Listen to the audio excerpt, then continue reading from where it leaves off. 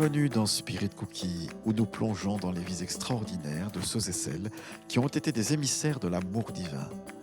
À travers les siècles, des personnes dévouées ont illuminé le monde par leur foi inébranlable et leur service désintéressé.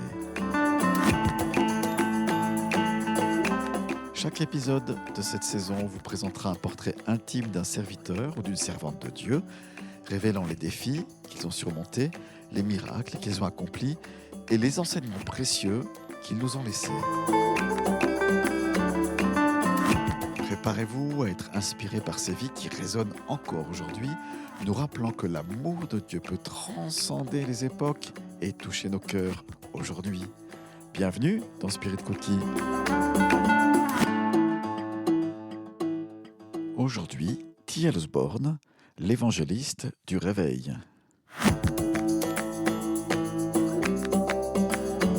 Oui, donc bienvenue dans l'épisode nouveau de Spirit Cookie. Nous sommes dans la saison 6 et nous voyons en revue dans ces épisodes donc quelques biographies. Aujourd'hui, celui qu'on appelle l'évangéliste du réveil, T.L. Osborn.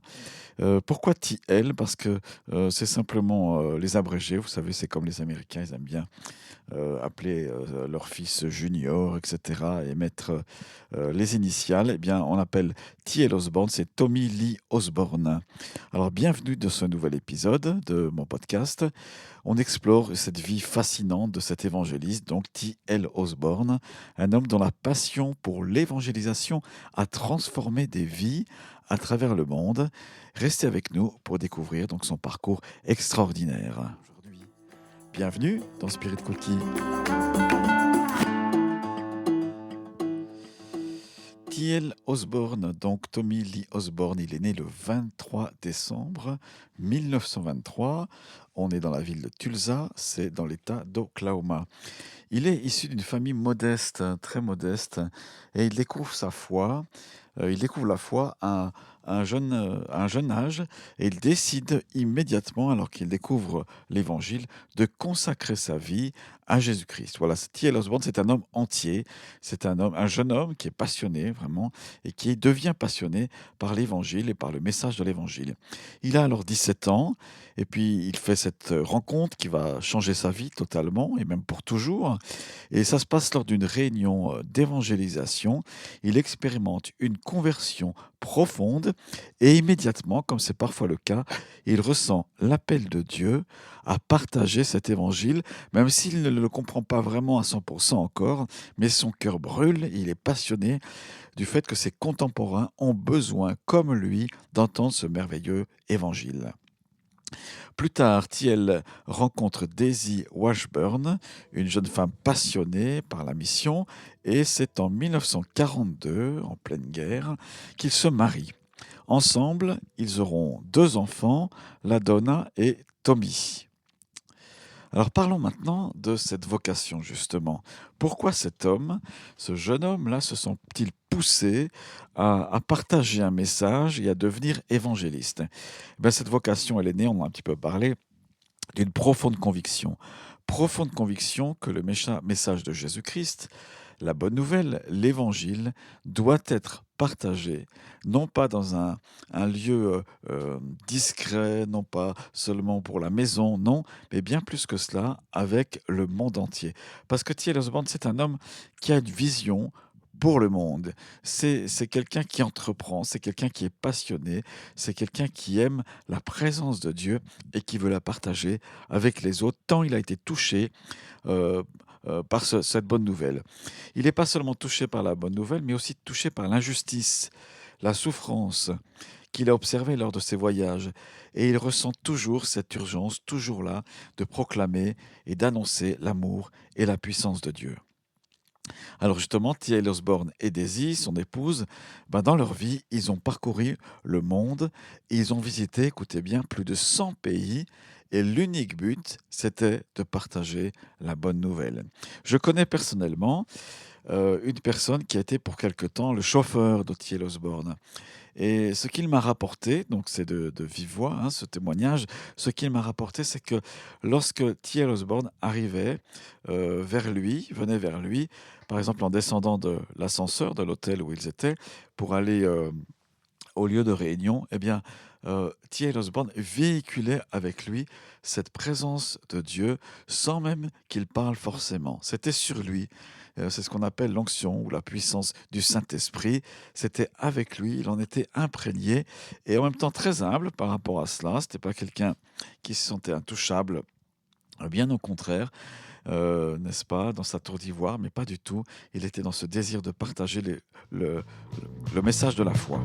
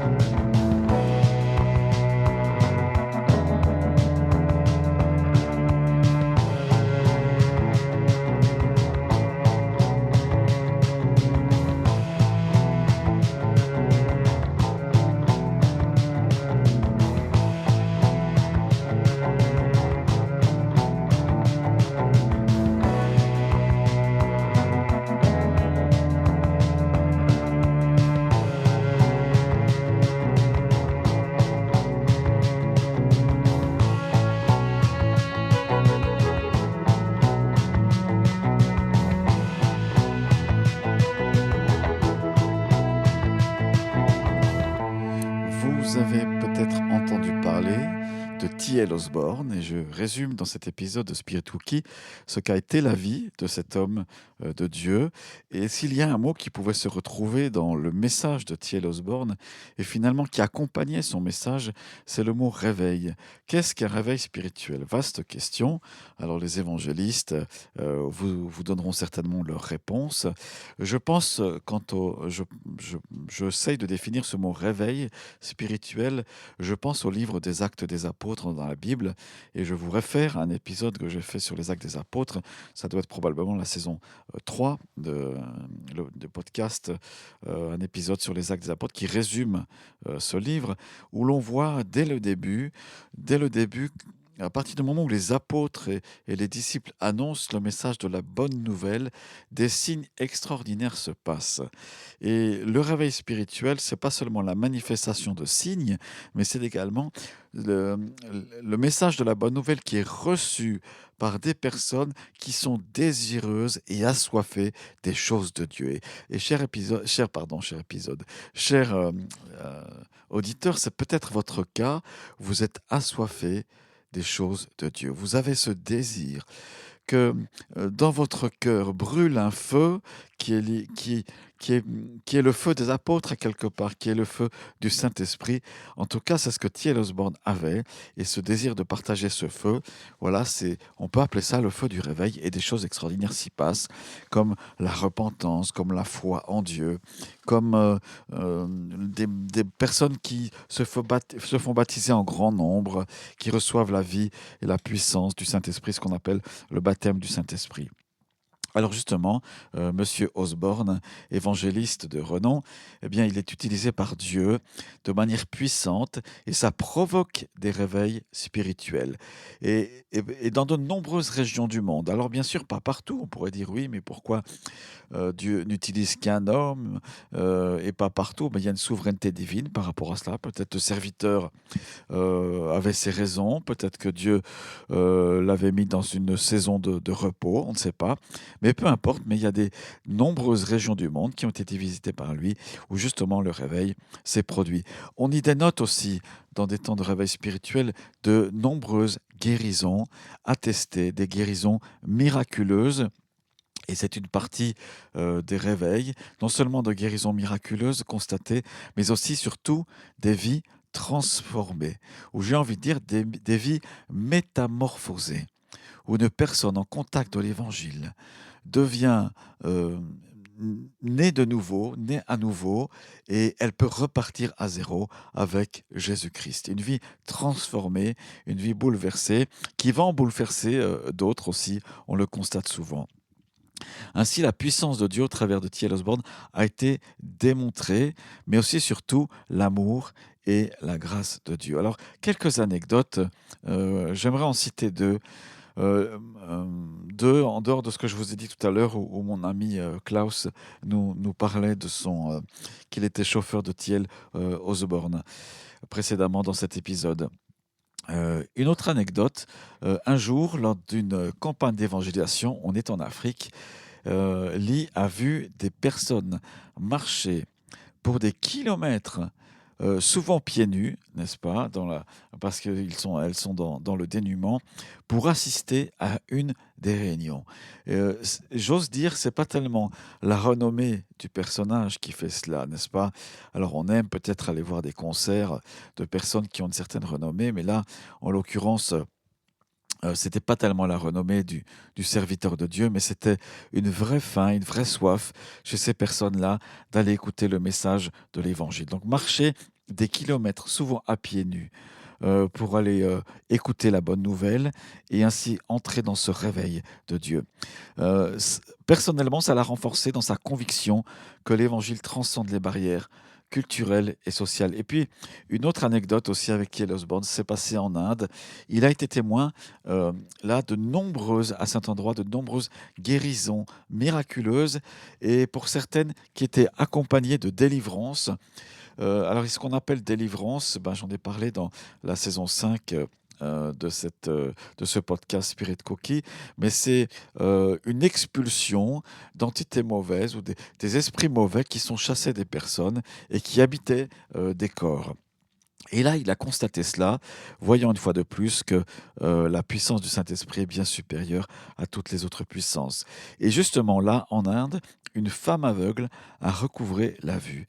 Et c'était une manifestation très très forte de la puissance de Dieu qui a marqué non seulement T.L. Osborne, mais aussi toute l'audience qui était là, et montrant ainsi l'amour de Jésus-Christ et la capacité réparatrice, restauratrice que Dieu a par le Saint-Esprit.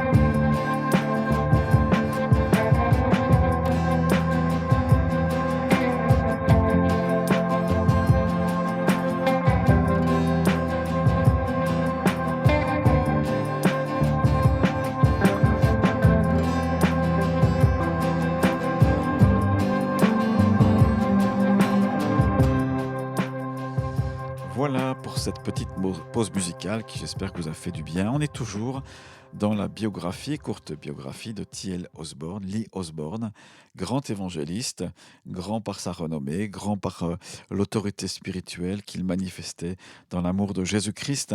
Un homme et son épouse, bien sûr, dont la situation est inspirante. Et je vous invite à faire une petite recherche sur Internet pour trouver des messages de T.L. Osborne, l'évangéliste de réveil. Alors justement, quoi de mieux, non pas de faire parler T.L. Osborne, de loin pas, mais juste simplement de le citer lui. Voilà un extrait d'une de ses prédications. Voici ce qu'il disait. Mes chers amis, je vous exhorte à croire en la puissance de l'amour de Dieu. Il est prêt à vous rencontrer là où vous êtes, à vous guérir et à vous libérer. N'ayez pas peur de venir à lui, car il vous attend à bras grands ouverts. N'est-ce pas merveilleux, n'est-ce pas, cette citation de son message? Chers amis, merci d'avoir rejoint notre épisode sur T.L. Osborne et de l'avoir écouté. On arrive à sa fin et j'aimerais simplement vous laisser ce souvenir d'un homme dont la foi ardente et la détermination ont laissé un héritage durable dans notre monde. Et c'est comme des Jean-Baptiste que Dieu utilise, qui sont là. Et je vous invite non pas à être dans la controverse quant à cet homme-là. Bien sûr, on peut reprocher des choses. Nul n'est parfait ici-bas, à part le Seigneur Jésus-Christ. Mais à vous laisser imprégner et inspirer de ce feu que cet homme de Dieu avait pour que des foules puissent passer de l'enfer au paradis. Je relis peut-être ce qu'il citait dans son message. N'ayez pas peur de venir à Dieu, n'ayez pas peur de venir à l'amour de Dieu, car il vous attend à bras grands ouverts. Merci d'avoir écouté ce podcast. Je vous donne rendez-vous la fois prochaine. Et puis que Dieu vous bénisse abondamment. Et soyons dans le feu du réveil avec T.L. Osborne et son héritage. Bye bye, ciao, merci.